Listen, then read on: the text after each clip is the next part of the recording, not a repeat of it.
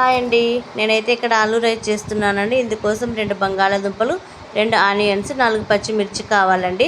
తర్వాత స్టవ్ పై కడాయి పెట్టుకొని అందులో ఆయిల్ వేసి ఆయిల్ కాగిన తర్వాత బంగాళాదుంపలు వేసి గోల్డెన్ కలర్ వచ్చేంత వరకు వేయించుకోవాలండి. వేయించుకున్న తర్వాత ఆవాలు కొన్ని వేయాలండి. వేసి తర్వాత పచ్చిమిర్చి, ఆనియన్స్ చిన్నగా కట్ చేసుకొని వేసుకోవాలండి. వేసిన తర్వాత ఇందులో అల్లం వెల్లుల్లి పేస్ట్ వేసి పచ్చివాసన పోయేంత వరకు వేయించుకోవాలండి.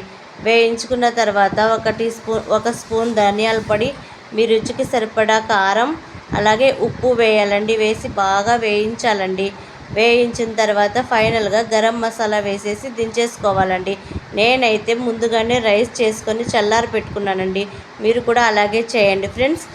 తర్వాత ఈ రైస్ కలిపేసుకొని ఇందులోకి ఆనియన్, నిమ్మకాయ పిండుకొని తింటే చాలా టేస్టీగా ఉందండి. వేడివేడిగా ఉన్నప్పుడే తినేసేయండి, చాలా బాగుంటుంది. వీడియో నచ్చితే లైక్ చేసి సబ్స్క్రైబ్ చేసి కామెంట్ చేయండి ఫ్రెండ్స్. అలాగే నెక్స్ట్ ఏ వీడియో చేయాలో కామెంట్ చేయండి ఫ్రెండ్స్. వెళ్తూ ఒక లైక్ ఇచ్చేసి వెళ్ళండి ఫ్రెండ్స్. ప్లీజ్ మన ఛానల్ని సపోర్ట్ చేయండి ఫ్రెండ్స్.